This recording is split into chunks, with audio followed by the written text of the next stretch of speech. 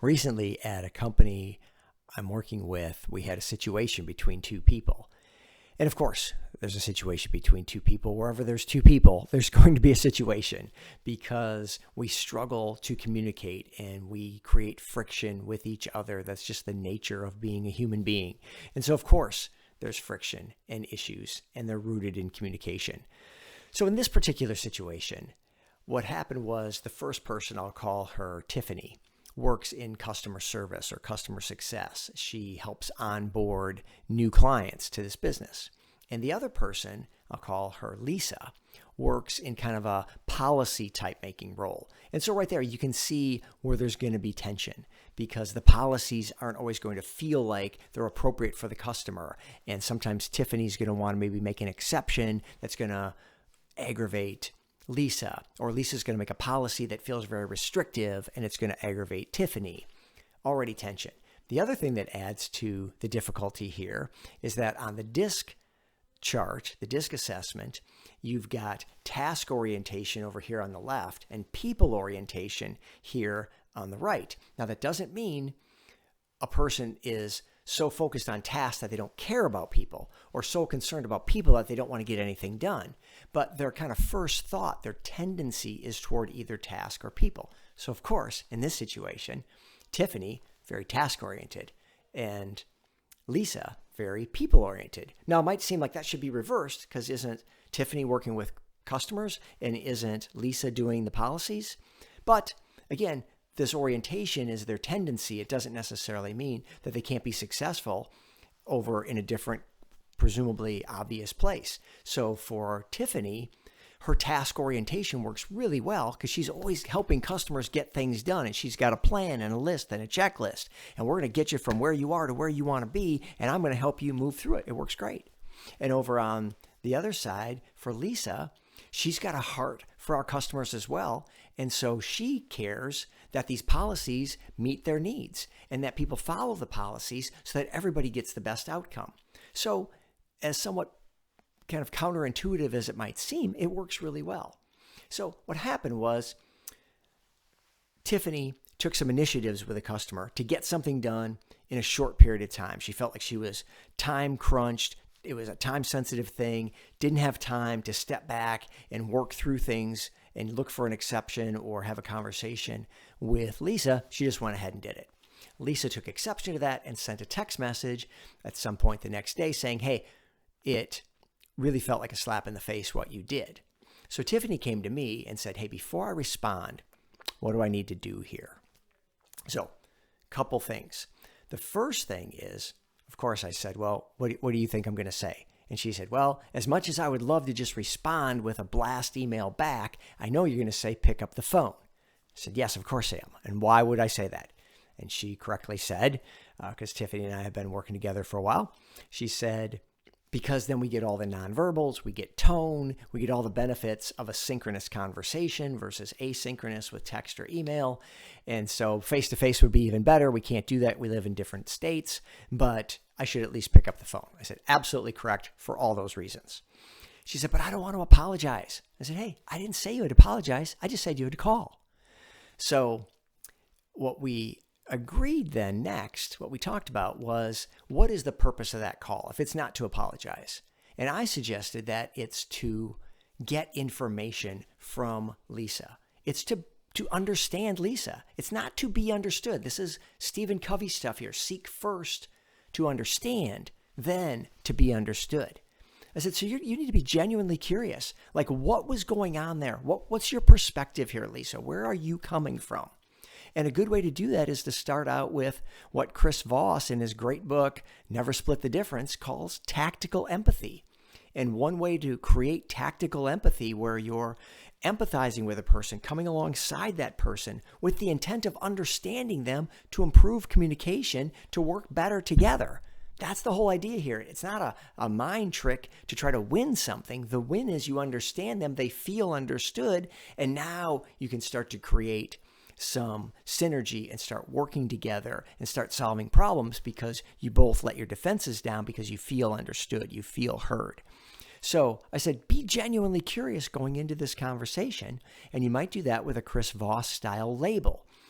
where he says, label it as it seems like, it sounds like, it looks like, starting your sentence with one of those phrases. And I said, maybe you say, hey, it seems like you were really frustrated when you sent that slap in the face text. Or it sounds like I really stepped over the line here and hurt your feelings. Or it looks like I went against your policy and that's really got you aggravated. I said, she's either going to agree with you or disagree with you. And either way, you're going to get more information. That's the beauty of these labels, is they always generate more information. If you say, it seems like you were really frustrated, she's either going to say, yeah, heck yeah, I was very frustrated. And here's why, boom, boom, boom, boom, boom, all kinds of information. Or she's going to say, no, actually, I was really calm, but it definitely was a slap in the face. And I wanted to make sure you knew about it because boom, boom, boom, boom, boom. Right or wrong, you get more information. And that's a win because you're trying to get more information so that you can understand to get to the place where you go, okay, so it sounds like, and then you kind of repeat what they just said. It sounds like you were frustrated because boom, boom, boom. And you're trying to show empathy with that person to get them to the magic words that Chris Voss says is, that's right. When you say, so the situation was this, and they say, that's right. When you were feeling like this, that's right. Now they feel understood and they let their guard down. Now you can start to make progress in the conversation. So I said to Tiffany, this is your goal. Your goal is to open up that conversation in some way that allows Lisa to tell you what was going on and give you a lot of information and a lot of detail so that you can understand her, so that you guys can make some progress with walls down, guards down, and now we can have a good conversation. So that was kind of all part one to this thing, was that this is how you want to approach the conversation, with curiosity. What was going on here? You're not calling to apologize, but you're also not calling to go, hey, got your message and here's why you're wrong. Boom, boom, boom, boom, boom. Here's my points. People don't win those kind of arguments. There's no win there. People are never going to go, oh, I thought you were totally wrong until you hit me with your 53rd bullet point. Now I totally get it. I totally am on board with you now. I'm so sorry. No one ever does that.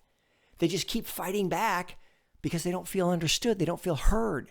So your job in effective communication is to help them get their guard down. And you do that by understanding them. And you can do that in part by labeling things and showing some empathy and getting them to draw them out so that you can understand it and hear them say, that's right. Now they know they're understood. Now you can have a productive conversation. So again, all that was kind of part one.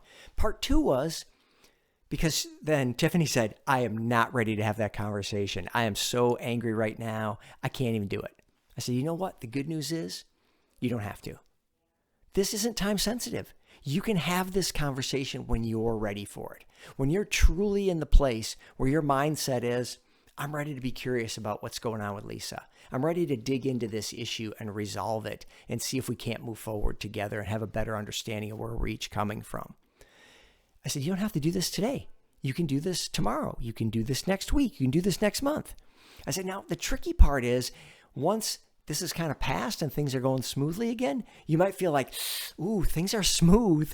I don't want to make waves by bringing up this old issue. I said, well, the problem with that is when's the best time to bring up the issue? When things are really smooth, you're like, oh, I don't want to bring it up now.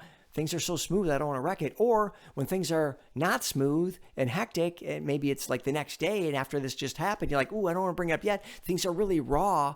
I don't want to rub salt in the wound while it's fresh. Okay, well then when? If it's not when things are smooth and it's not when things are rough, well then when can you have this conversation? So I said, yeah, you can think about that. And you just need to make sure that you're in the right place to have the conversation. And frankly, if it starts to go sideways, if the anger starts to build, if you start feeling frustrated, you start sensing she's frustrated, you can just say, hey, you know what? It doesn't seem like this is going well. Why don't we call time out? There's nothing that needs to get resolved today. Let's talk about it another time. You can totally do that. Totally fair. So I really encouraged her to process this, think about what her approach is. I said, maybe even script out your first few lines, your first few questions, so that you know how you want the conversation to go. But make sure in your head is the idea that you're going to understand. You're seeking to understand. You're going to be curious. But if you're not ready to do that, then wait. Wait until you're ready to do that. These things don't have to happen immediately, but they do have to happen. And when they happen, we need to have that mindset of curiosity. So understand there's always going to be friction in the workplace. Wherever two people are, there's going to be friction, whether it's at the workplace or home or wherever. And so our role as leaders is to try to be more effective. And we do that by understanding other people and trying to bring things to the conversation that are going to help people feel heard and feel understood so they can lower their guard so that we can have good conversations, solve problems, and move our business forward.